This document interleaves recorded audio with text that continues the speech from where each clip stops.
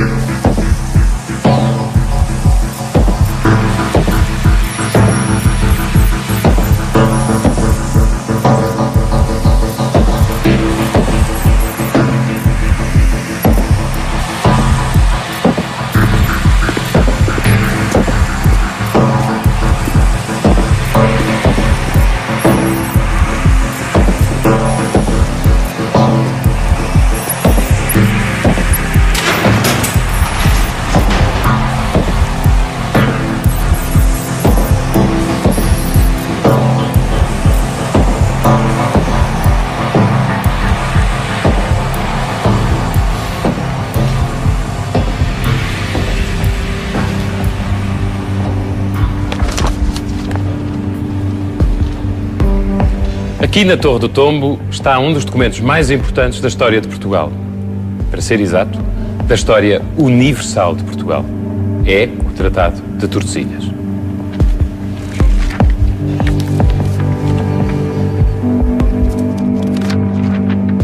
Em 1494, Dom João II, o príncipe perfeito de Portugal, e Isabel a Católica, rainha de Castela, que já se fazia Espanha, com a bênção do Papa, acordam dividir o Atlântico e o mundo por descobrir em duas metades. Numa, dominava Castela. Na outra, Portugal. Na nossa metade ficam o Brasil, ainda não descoberto à época, as conquistas africanas e o caminho para a rentável Índia. Mais importante do que isto, as duas nações ibéricas acordam evitar disputas entre si e impõem às outras a doutrina do mare clausum, segundo a qual o mar pertenceria a quem o descobrisse. É um dos tratados mais vantajosos da história de Portugal. Quem o ratificou foi quem o planeou. Dom João II, um rei visionário, um rei diplomata, um rei moderno. O universalismo português deve-lhe muito.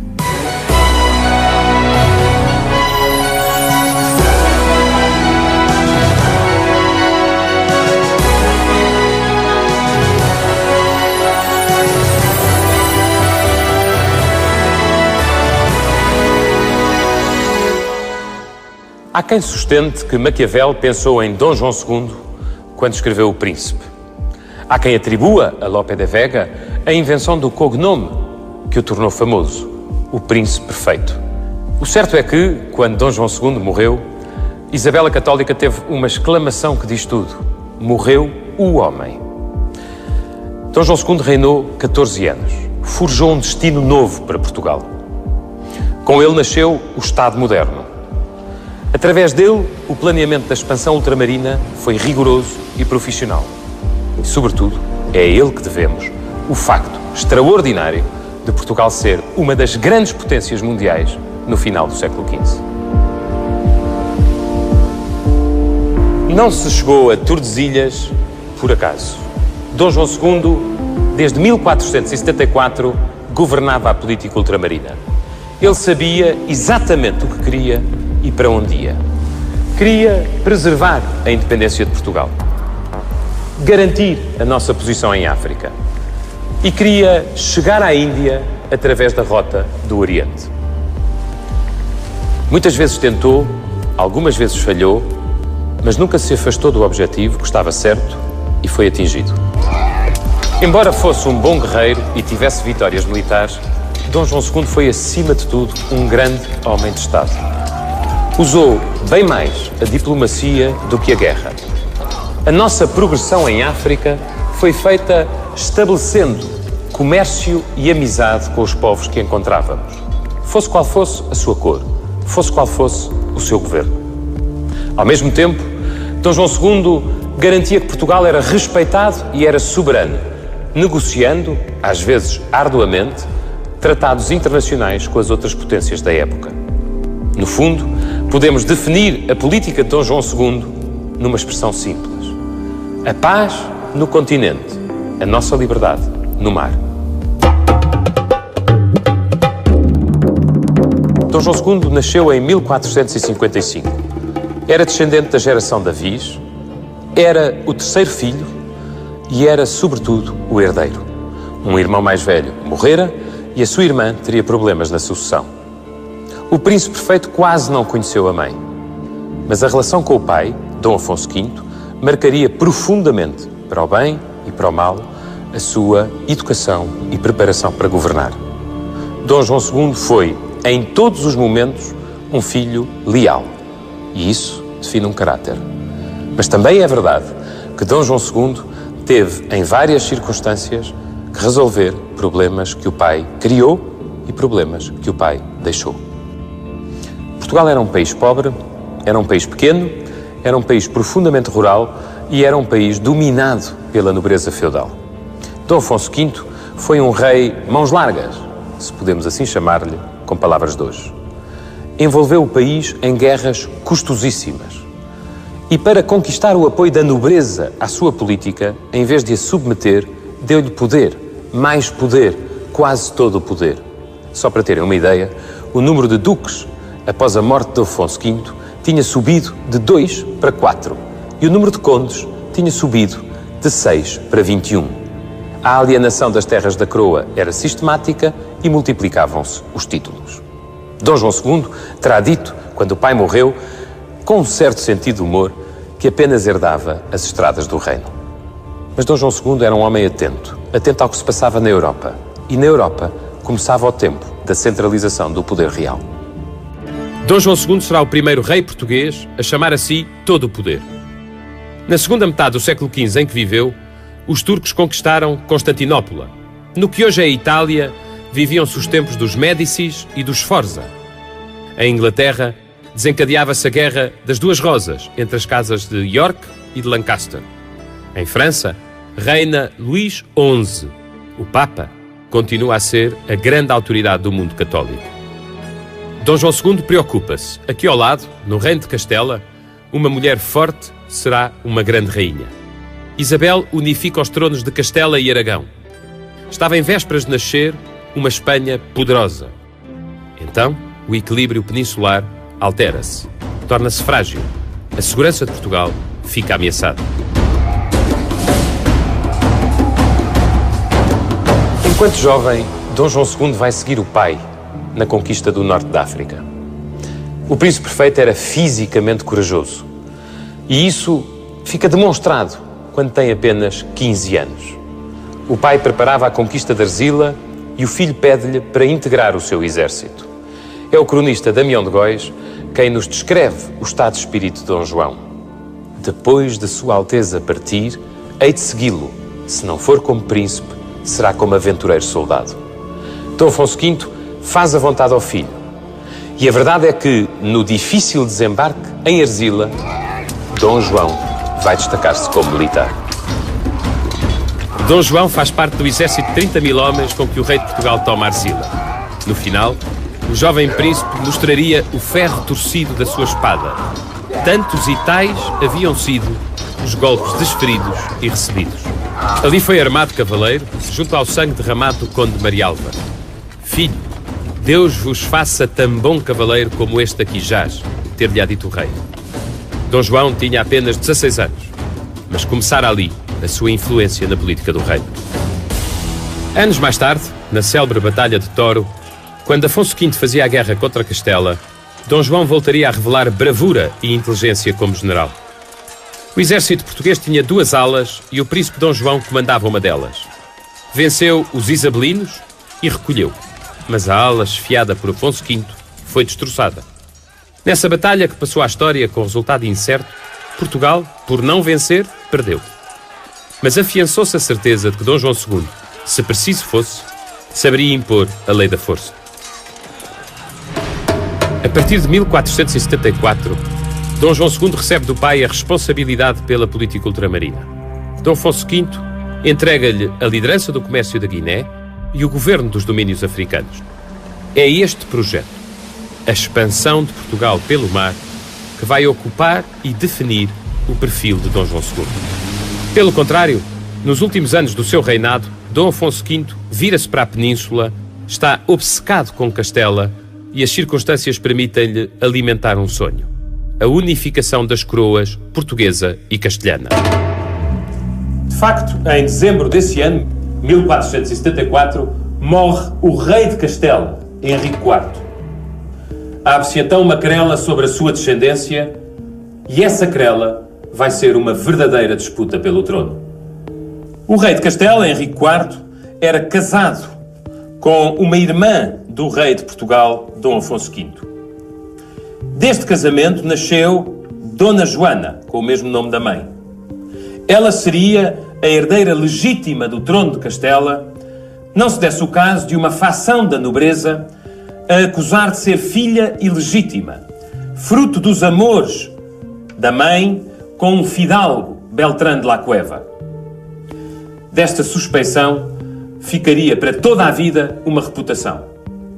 Dona Joana seria conhecida na história como a Beltraneja, representaria uma assombração, enquanto viveu, para Isabel a Católica, e diga-se, em abono da verdade, que até aos seus últimos dias viveu, pensou e assinou como rainha que não era, mas podia ter sido. Contra a Beltraneja, movimentou-se a tal facção da nobreza, que apoiava as pretensões de uma meia-irmã de Henrique IV. Estamos a falar de uma mulher decisiva no futuro de Espanha, Isabel a Católica. Ela vai casar com o rei de Aragão, Fernando, e proclamar-se rainha de Castela. Em princípio, esta questão não era necessariamente portuguesa.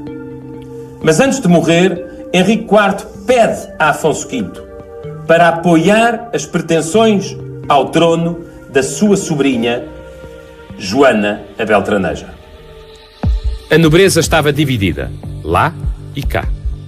Reunido o Conselho Real em Estremoz, Dom Afonso decide, com o apoio do seu filho, mostrar-se reivindicativo e firme em relação ao trono de Castela. Aceita uma sugestão dos seus partidários em Castela e casa com Dona Joana. O rei de Portugal, já com 43 anos, casa com a sua sobrinha, que tinha apenas 13. A união tem a oposição da Santa Sé e a guerra fica declarada. O rei entrega então a regência de Portugal ao príncipe Dom João. Eu, se fosse senhor do mundo, confiaria de vós sem receio, dirá o pai ao seu príncipe. O príncipe, por sua vez, responde com lealdade: obrigado sou a vos manter estes reinos e vou-los entregar pacificamente cada vez que a eles tornardes. E se eu o contrário fizer, rogo a todos que me desobedeçam. Enquanto regente, Dom João II estabeleceu 4 prioridades. A primeira foi equilibrar como podia a fazenda do reino, que estava arruinada pelas despesas da guerra e pela ausência de receita nas terras da nobreza. A segunda foi administrar a justiça, mostrando uma certa simpatia pelas queixas populares em relação ao abuso do poder senhorial. A terceira foi garantir que as manobras de diversão do exército castelhano em Portugal não eram bem-sucedidas. E, por fim, ele teve que disciplinar o comércio da Guiné. As nossas riquezas encontravam-se ameaçadas por navios castelhanos enviados por Isabel a Católica ou tendo o seu consentimento.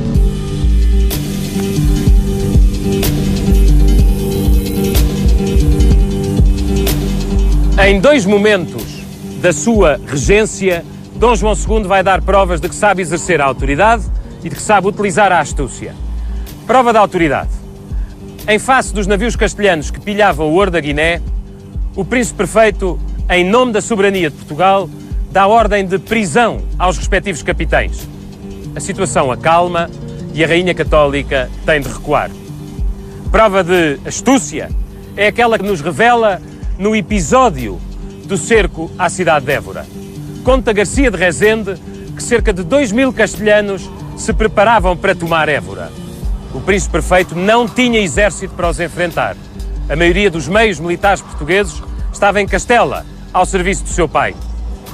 Lembra-se então de um estratagema. Manda avançar os seus cavaleiros, todos os seus cavaleiros, cerca de 300, e pede-lhes para galoparem frequentemente, repetidamente, de um lado para o outro, junto ao acampamento militar castelhano. Assim, pareciam 10 vezes mais.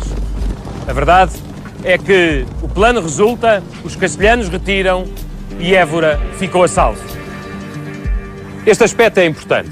Um século e tal mais tarde, o cardeal Mazarino escreveria uma sugestiva definição do que era a política da época. A arte de simular e dissimular. Dom João II, perante as potências estrangeiras, simulou sempre grandeza, mesmo quando estava em dificuldades. E foi capaz de dissimular as suas fraquezas, como vimos, por exemplo, no episódio do cerco de Évora. Há quem diga, creio que com acerto, que Dom João II foi o primeiro monarca a utilizar, planeada e sistematicamente, o que hoje chamamos serviços de informação. Na verdade, o príncipe perfeito, perante as potências estrangeiras, mas também em face das conjuras contra o seu trono, foi sempre capaz de saber o que o inimigo faria sem que o inimigo soubesse que ele sabia. Voltemos às desventuras do rei de Portugal em Castela. A guerra não estava a correr bem e Afonso V, num movimento mal medido, parte para a França, esperando obter o apoio de Luís XI às suas pretensões. Mas o rei francês, dir-se-ia em português contemporâneo, chuta para canto. É certo que recebe Afonso V com grandeza, mas condiciona o apoio que verdadeiramente não quer dar. Dom Afonso V fica destroçado e novamente toma uma decisão inesperada: partir quase só para Jerusalém a pensar numa vida religiosa. Escreve então ao seu filho, abdica da coroa e intima o príncipe perfeito a proclamar-se rei. O cronista Garcia de Rezende conta-nos como isso aconteceu. E em cumprimento do mandato del rei, o príncipe foi alçado por el rei com toda a solenidade em Santarém. Estávamos em 1477, mas Dom João II só seria rei por 4 dias. Efetivamente, Dom Afonso V é travado logo no início da sua viagem para Jerusalém. Muda de ideias, decide voltar. Dom João II devolve-lhe lealmente a coroa de Portugal, mas evita partilhar o poder como o pai desejava. É novamente Garcia de Rezende quem nos relata a admiração que Dom Afonso V tinha pelo príncipe perfeito. E sendo muito moço, logo ganhou a autoridade junto dos povos, dos nobres e del rei seu pai, que não fazia conselho nem coisa muito grande em que não tivesse o seu parecer. São duas políticas completamente diferentes. Dom Afonso V fez a guerra com Castela e não a ganhou. Dom João tinha outra visão: contratualizar com os reis católicos uma paz que garantisse a independência de Portugal e a sua liberdade na conquista dos domínios além-mar. Essa visão ganhará forma com o Tratado de Alcáçovas.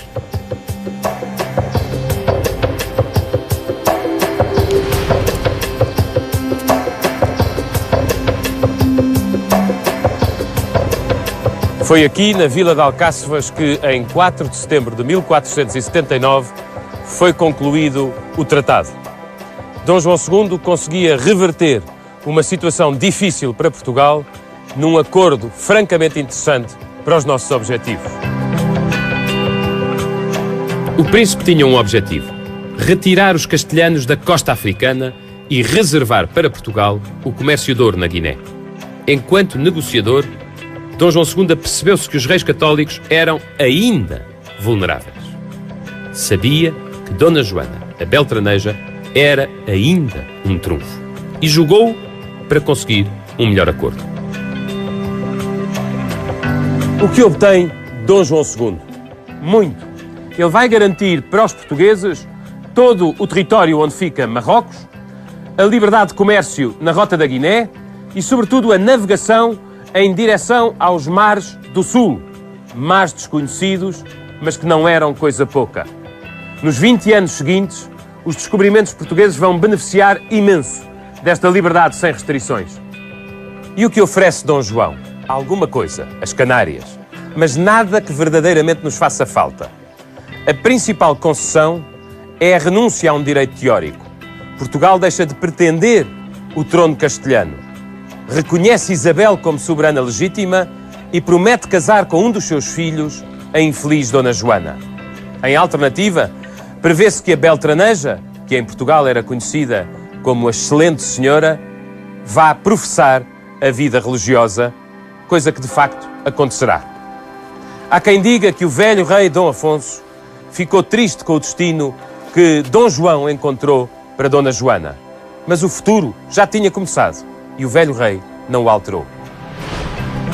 O tratado incluía ainda uma outra cláusula matrimonial.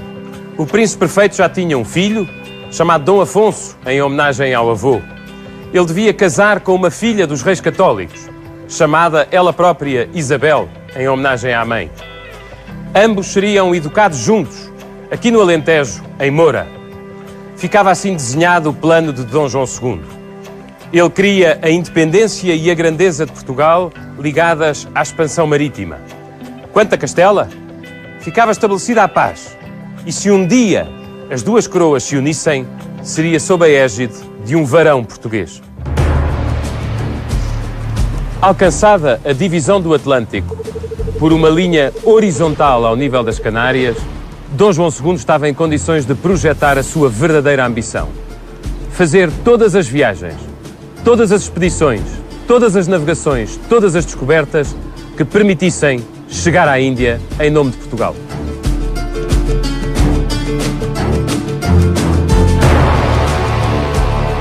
Dom João só será aclamado rei definitivamente após a morte do pai.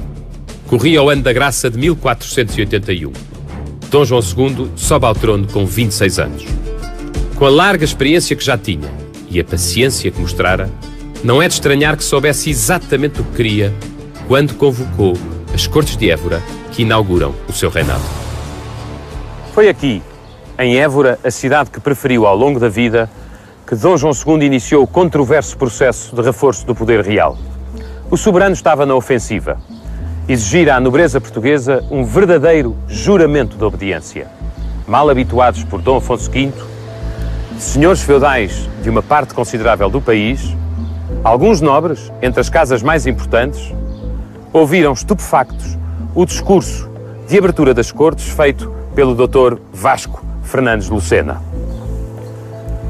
Nesse discurso, combinado com o rei, ficava claro o que era obedecer ao soberano, não atentar contra a vida do rei, respeitar a fazenda do Estado, não revelar segredos da monarquia, submeter-se à justiça real, não dificultar ao soberano aquilo que com ele se pudesse resolver a bem.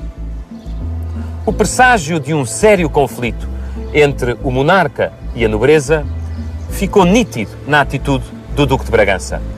Ele era o chefe da primeira casa ducal portuguesa e achava que só a ele, Duque de Bragança, era devida obediência por parte dos súbditos de mais de 50 castelos, vilas e lugares de todo o país.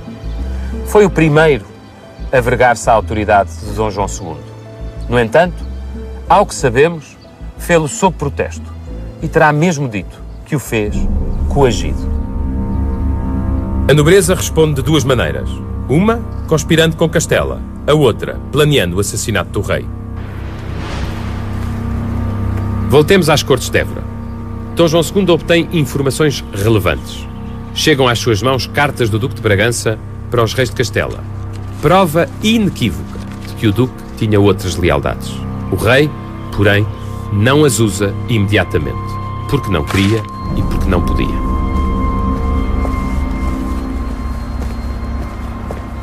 Não podia porque, como já vimos a propósito do Tratado de Alcáçovas, Dom João II tinha o seu filho Afonso, tal como a infanta Isabel de Castela, em regime de terçarias, à guarda de familiares do Duque de Bragança, aliás, não longe daqui, em Moura.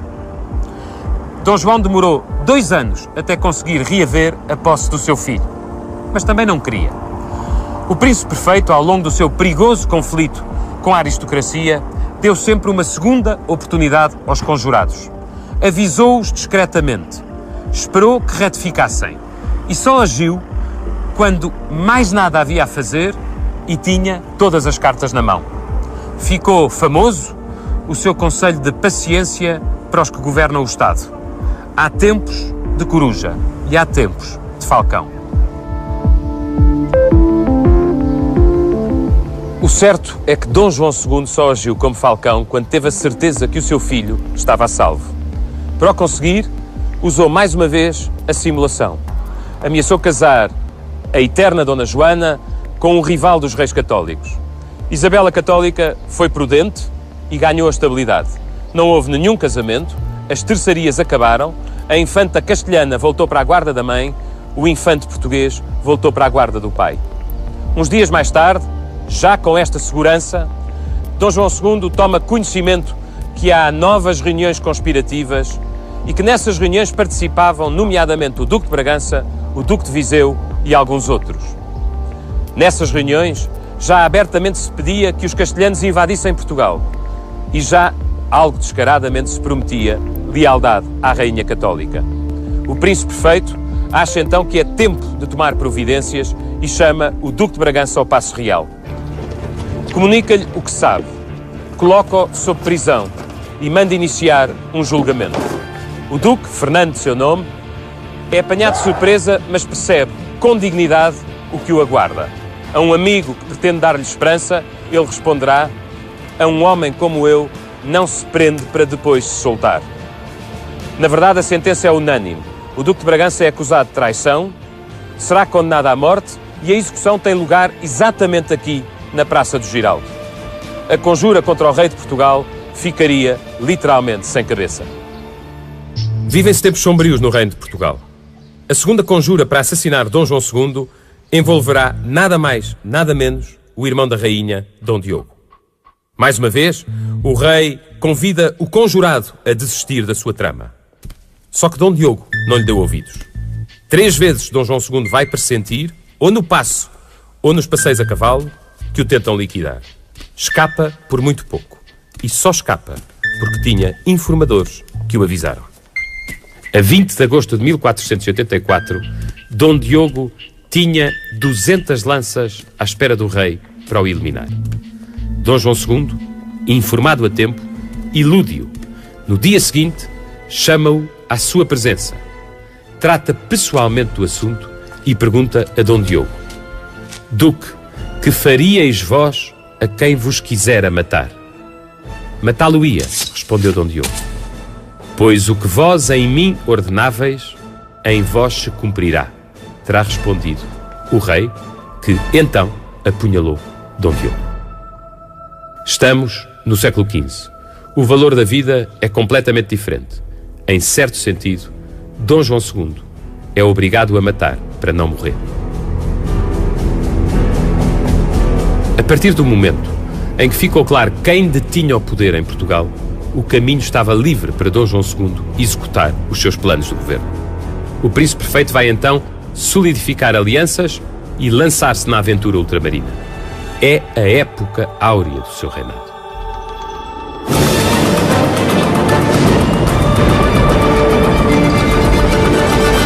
A primeira ideia de Dom João II é estabelecer uma feitoria no Golfo da Guiné edificando também uma fortaleza. O rei tem vários objetivos em mente: ajudar os navegadores, proteger o ouro e ter, em África, um entreposto comercial. O que hoje nos parece normal e comum, no século XV era verdadeiramente inédito. De Portugal vão partir cerca de 12 navios, alguns dos quais vão carregados de pedras, de madeiras, de ferramentas e outros materiais de construção. De raiz será levantado um forte. De raiz será construída uma igreja. Tudo isto é feito num clima de paz. O emissário do Príncipe Perfeito tem o cuidado de negociar com o Soba de São Jorge da Mina. Ele chamava-se Caramansa. Cerca de 60 portugueses ficam residentes. O comércio frutifica e Portugal afirma-se. Dom João II começava assim a colonização da África descoberta. Este era o ponto de partida, mas Dom João II já estava a pensar no porto de chegada, a Índia.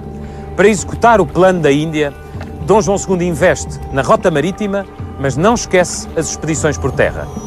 E, sobretudo, recruta técnicos de grande qualidade.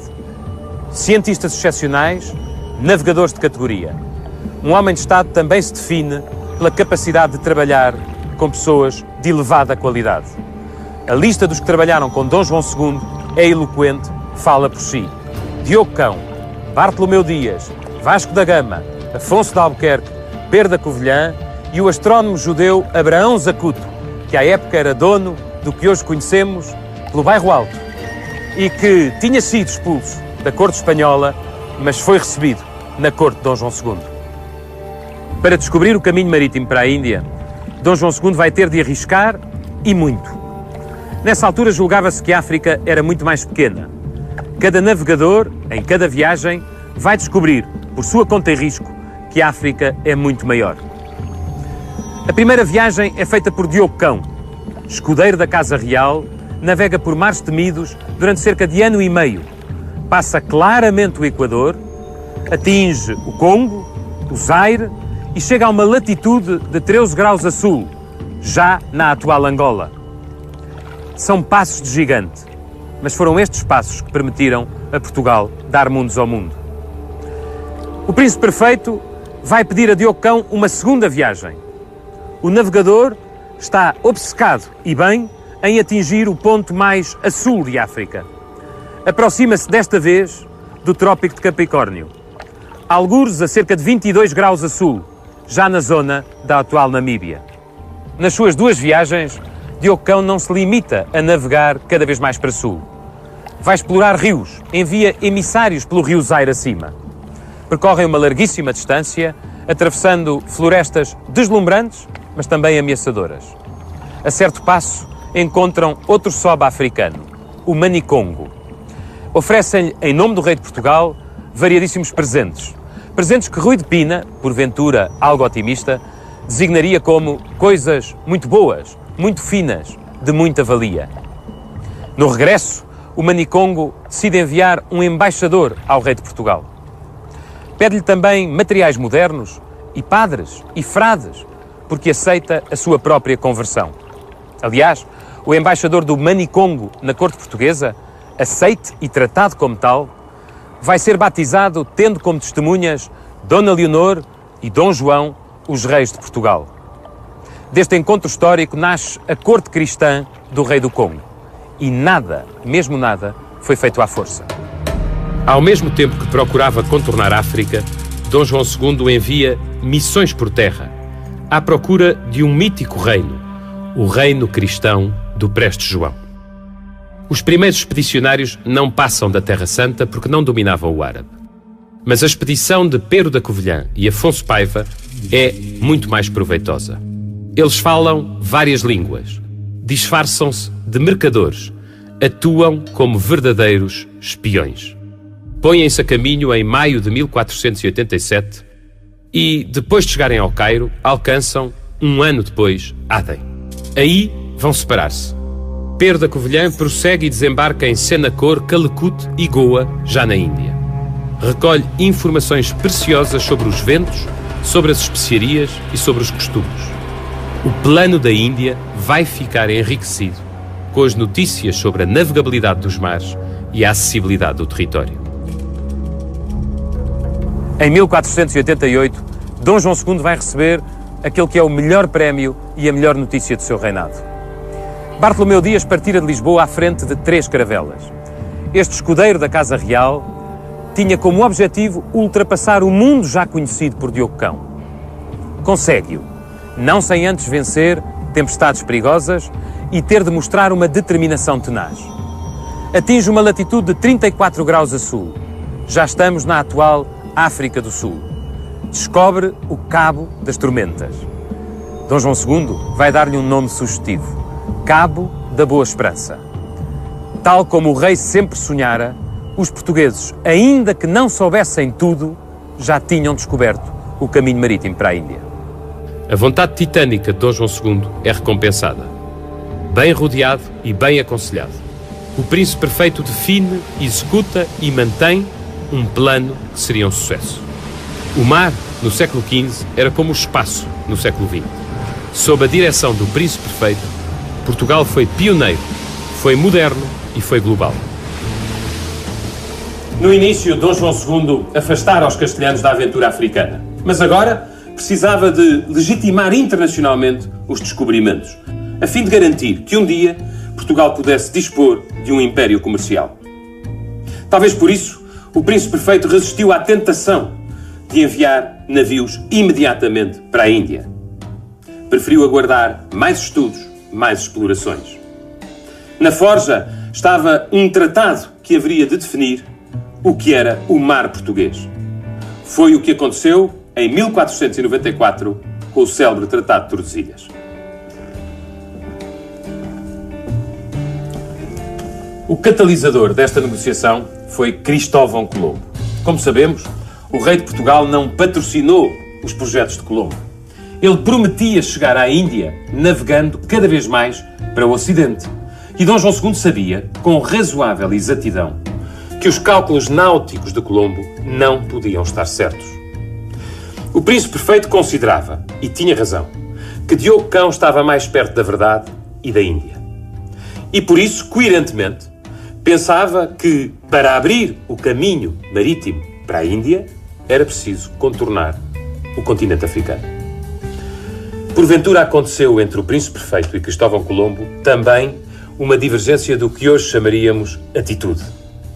Colombo era expansivo e, para além de ser expansivo, era especialmente exigente quanto a rendas e títulos do que viesse a descobrir. Dom João II, na linha da dinastia da Viz, era mais formal. O estilo de Colombo tê-lo-á deixado cético. Depois de muitas tentativas, Colombo convenceu Isabel a Católica a apoiá-lo. No regresso da viagem em que descobriu Guanahani, Haiti e Cuba, Colombo passa por Lisboa. Passa por Lisboa convencido de que tinha descoberto a Índia. Dom João II pressente imediatamente os perigos de uma situação nova.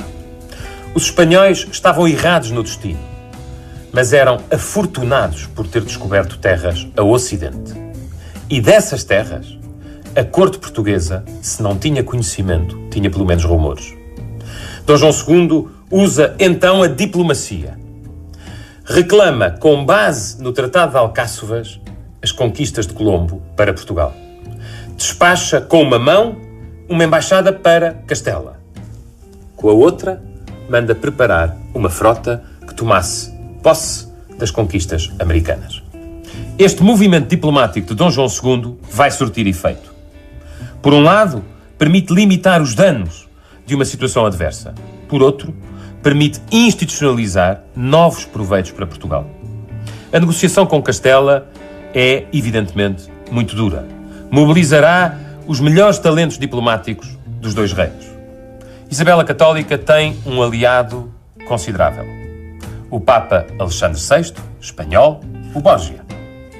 É por isso que surge, sob a forma de uma bula papal, a primeira proposta.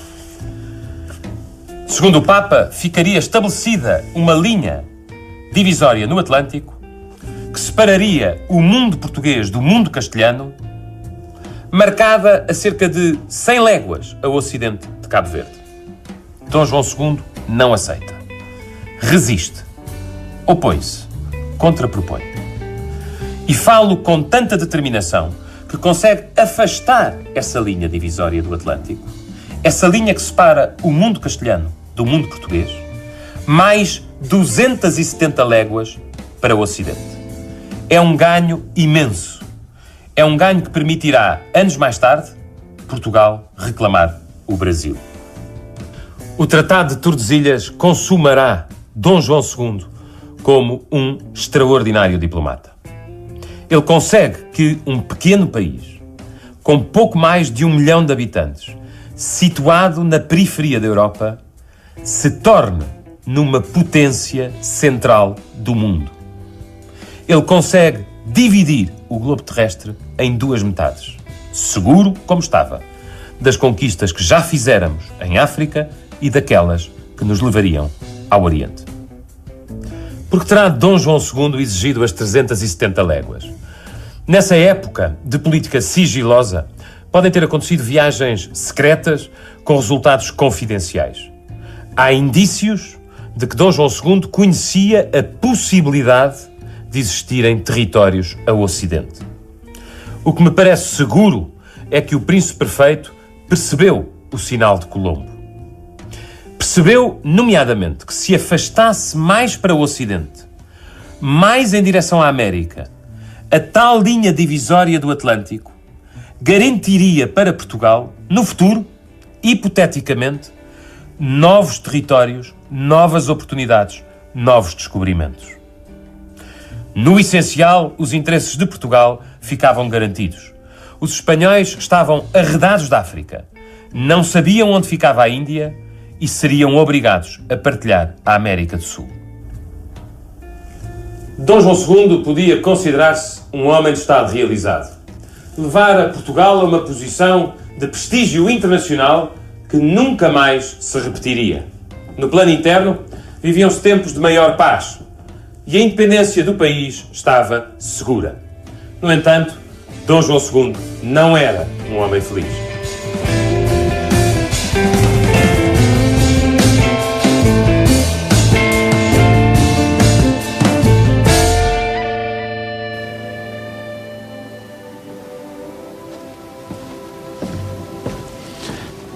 Em 1490, cumprira-se um dos seus objetivos: casar o herdeiro do trono, Dom Afonso, com uma filha dos reis católicos. Esse casamento significava para Dom João II uma chave dupla. Por um lado, impunha uma certa paz entre os 2 reinos peninsulares, cada qual ficava livre para os seus principais desígnios: Portugal para a expansão, a Espanha para a unificação. Por outro lado, esse casamento significava também que, se um dia as circunstâncias forçassem a União Ibérica, ela seria feita sob trono português. O casamento de um príncipe português com uma princesa espanhola teria de ser inesquecível. Haveria de colocar os espanhóis em sentido, no melhor sentido da palavra, o da dignidade, o da grandeza, daquilo a que os franceses chamam panache. Dom João II pediu financiamento para os festejos. Cada um dava o que podia. Muito há de ter recebido. Contam os cronistas da época que o cerimonial deste casamento foi o maior jamais visto em Portugal. Realizou-se aqui, nesta extraordinária igreja de São Francisco. Mas a felicidade, essa, duraria muito pouco tempo. No verão seguinte, a família real irá para Santarém. Dom Afonso, numa certa tarde, vai passear a cavalo. Acontece então um incidente inesperado. O seu galope é interrompido por uma violenta queda. Dom Afonso fica inconsciente e morre 24 horas depois. Os anos dourados de Dom João II estavam no fim. O rei fica atormentado pela sucessão da coroa. A tranquilidade com Castela está em risco e renasce na corte portuguesa uma forte oposição, desta vez com uma coligação de adversários que inclui a própria Rainha de Portugal. Na verdade, a morte de Dom Afonso coloca um problema. O príncipe perfeito tinha um filho ilegítimo, Dom Jorge, de seu nome, que nunca foi problema enquanto o herdeiro era vivo. Mas a sua morte levará Dom João II a tentar legitimar Dom Jorge para a sucessão do trono. Compreensivelmente, quem se opõe é a Rainha Dona Leonor.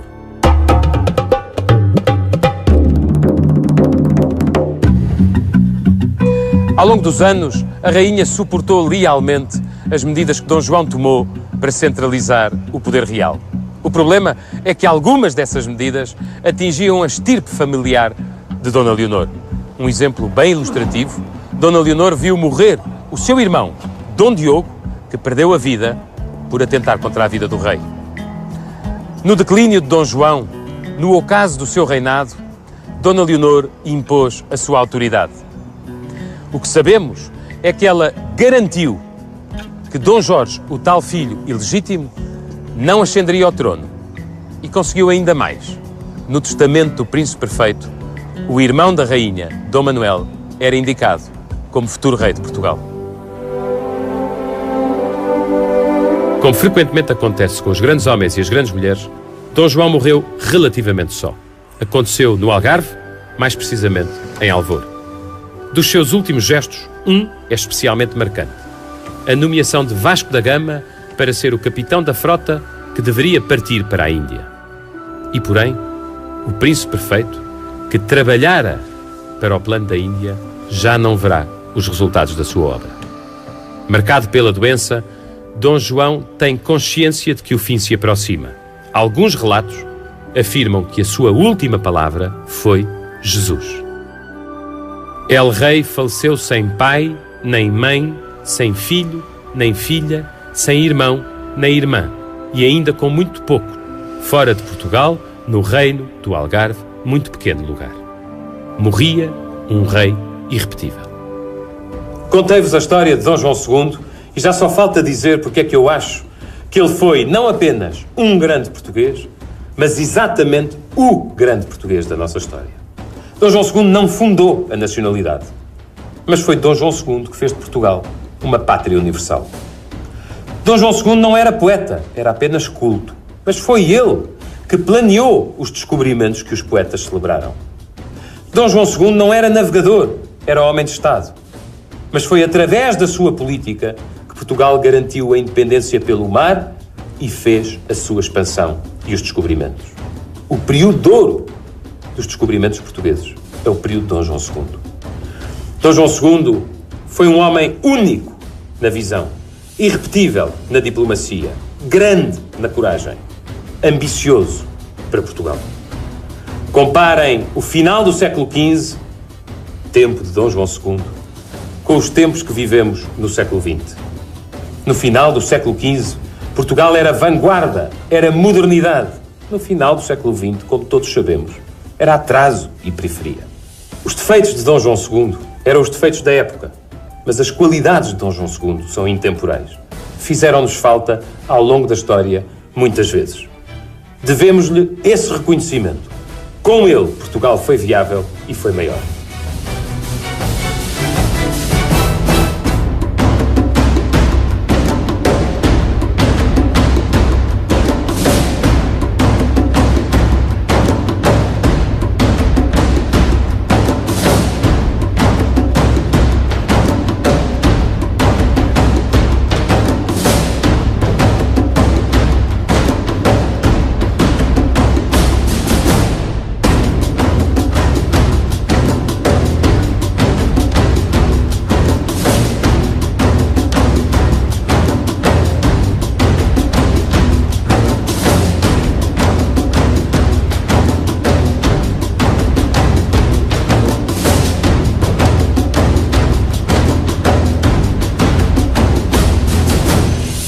Se o seu candidato ao maior português de sempre era, ou passou a ser, depois de ver este documentário, Dom João II, então marque 760 10 2007 e deixe o seu voto.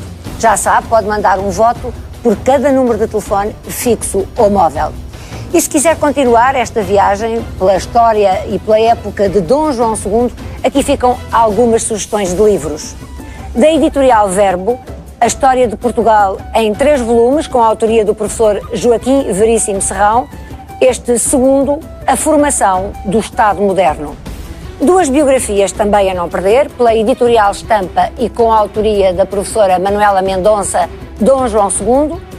E uma outra, mais recente, da coleção Reis de Portugal, editada pelo Círculo de Leitores, a biografia de Dom João II pelo professor Luís Adão da Fonseca.